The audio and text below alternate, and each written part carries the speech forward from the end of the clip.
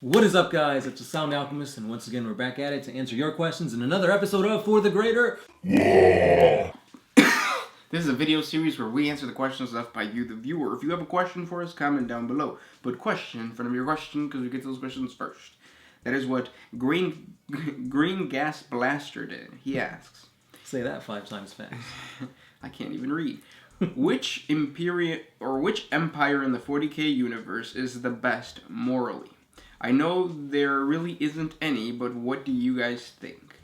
Without even thinking, the Tau come off as one of the more, I guess, morally correct ones, but behind the scenes you've got like mind control or pheromone control and the ethereals backstabbing and using other races to prosper themselves. So they come off as morally good, but they're not. Yeah, I did Horrible Realities on the Tau Empire, but the more lore that comes out, especially in this edition, the less I think that the Tau are actually doing brainwash.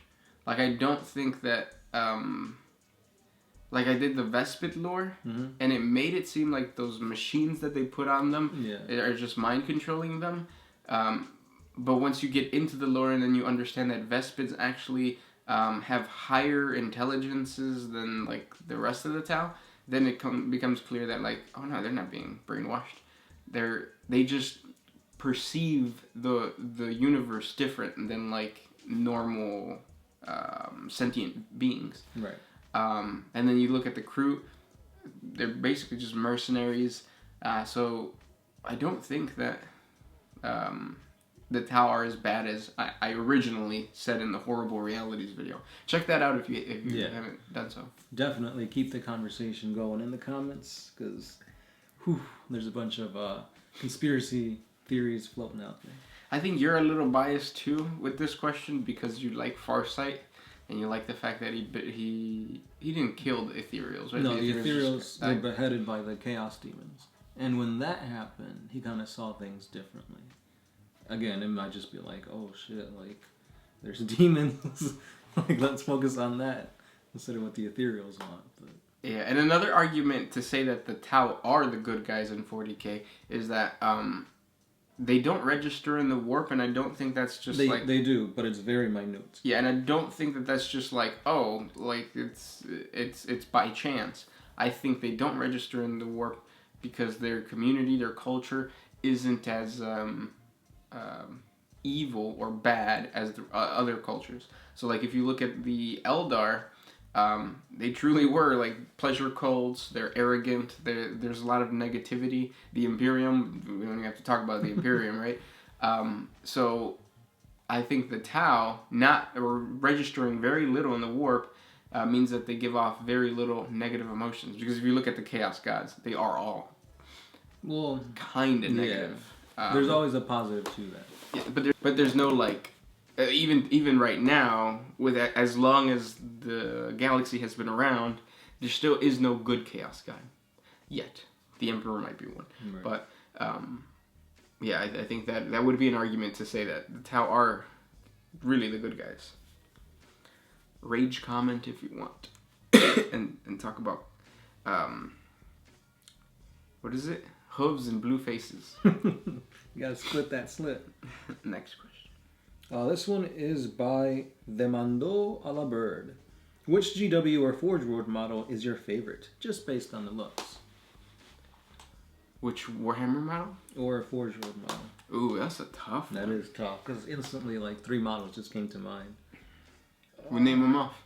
Alright, so number 3 would be the Forge World Tau Crisis Battlesuits. I think they're like the XV9s. They're the ones that got that like sleek head and like the sleek shoulder pods. Shoulder pads? Pads. And they got like, because I was thinking of like their missile pods. Those are integrated into their arms instead of like them having it just like on there, which in my opinion looks better.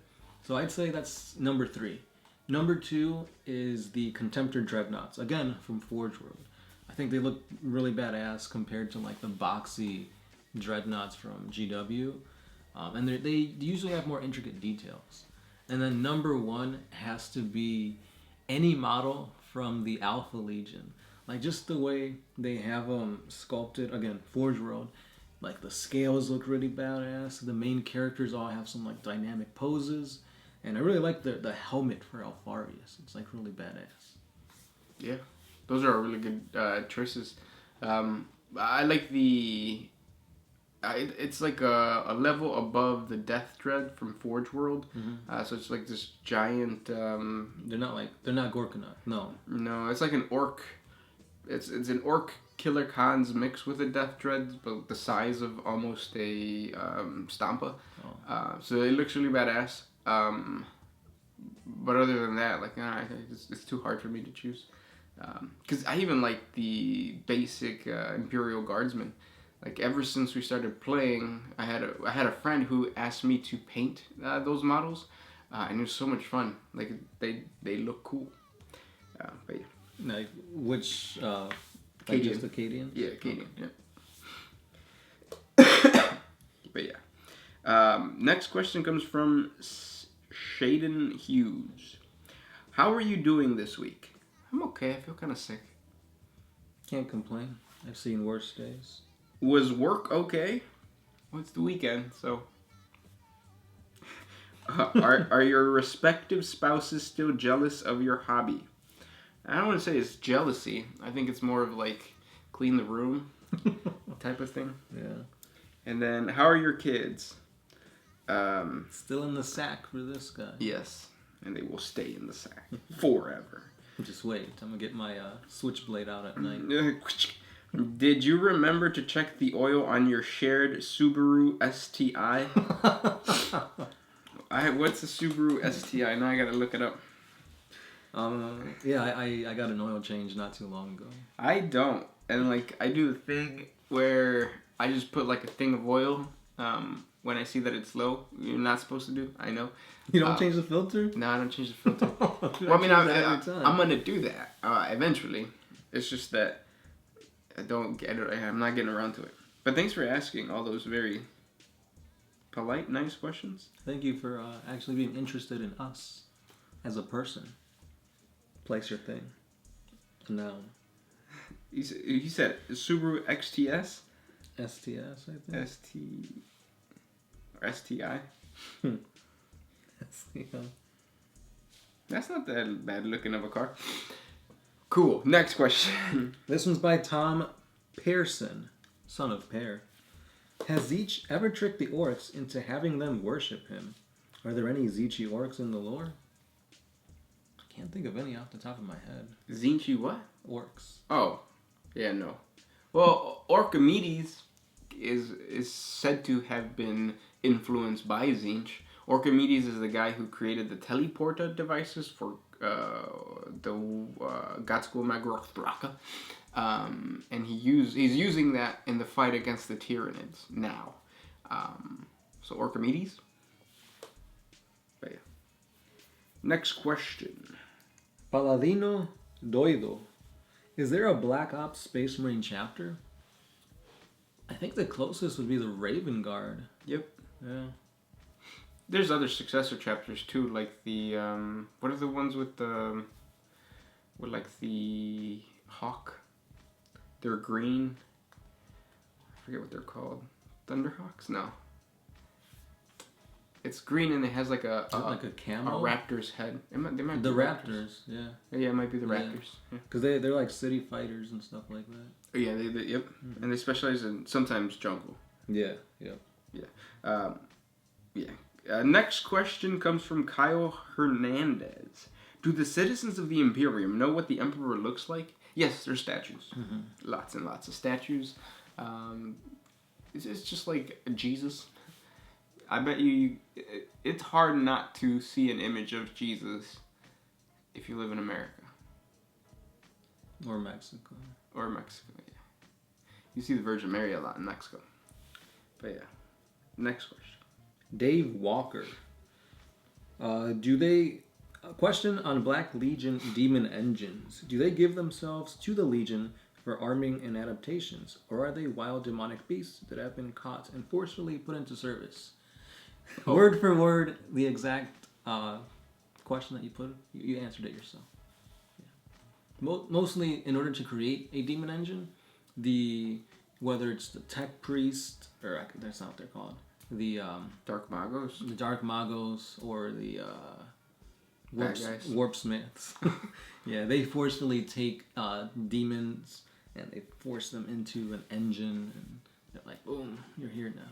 Yeah, and it's a gruesome process, but there are demons that are outside of that forge in the warp that are fighting to become like the big badass. Yeah. What are they called? Like the Mauler fiends and the giant ass like corn ones. The Titans. Yeah. Yeah. But, and the cool thing about that is that, for example, let's say you create like 20 Nurgle demon engines, and you create like 50 Khorne demon engines, and let's say Nurgle decides to invade that forge and destroy it. No matter what alliance the demons are, if they were birthed or created from that forge, they have to defend it, even if it's like Nurgle against Nurgle, which is one of the, I think it's 3 sacred laws for demon engines. Yeah. Yeah. That lore always inspires me. Like it's just badass. Whenever you talk about like an unwritten, or I guess some type of code that controls demons. I don't know. For some reason, that just sounds really badass, and it's like, oh, I want to play D&D, or I want to do something badass like that. Oh, Warhammer demon engines are so awesome. Let's go play D&D. Yeah, yeah. Well, because the tabletop, the engines are not the same. Yeah, it's different. Yeah, I wish lore and tabletop were a little more. Everybody plays Space Marines. Well, no, but like I feel like Chaos is way underpowered, based on the lore. Yeah. Yeah. Anyways, next question comes from the Crimson Fire. If you could be any High Lord of Terra, which one would you be? I'd be the head of the Novice Nobilite. If I said that correctly. I believe you did, because it impressed me. What about you? I don't know. Maybe like, I'd want to probably be wherever Los Tigres del Norte are. I want to be that High Lord. That High Lord. Mm-hmm. Call me like the upper tiger of the north. And I wouldn't use weapons as like intimidation. I just have my what's that thing called? It's not the accordion. Is it the accordion? Yeah. It's got a little piano on the side. That's an accordion, yeah.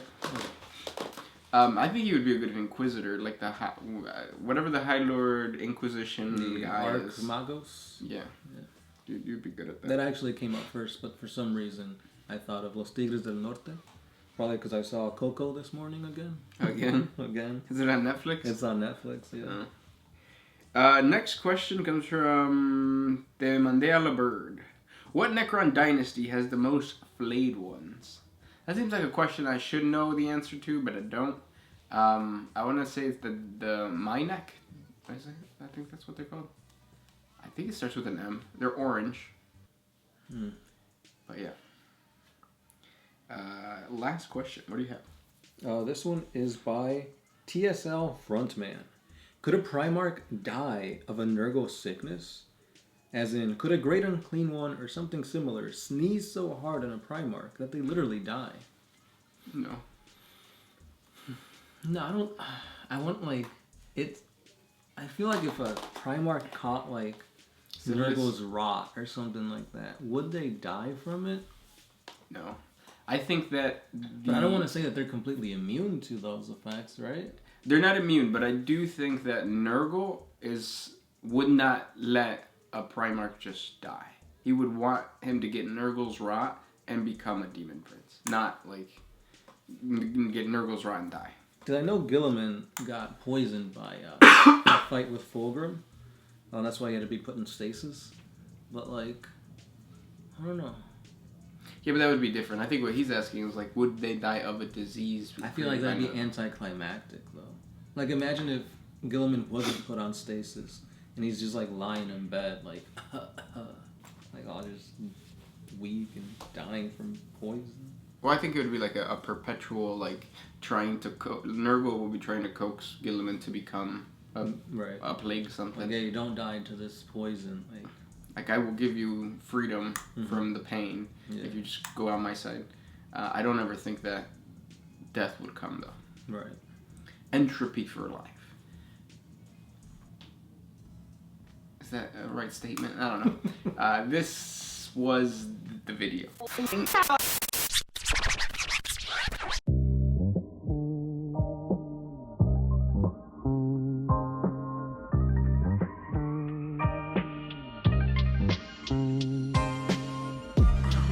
I used to put my freedom first in any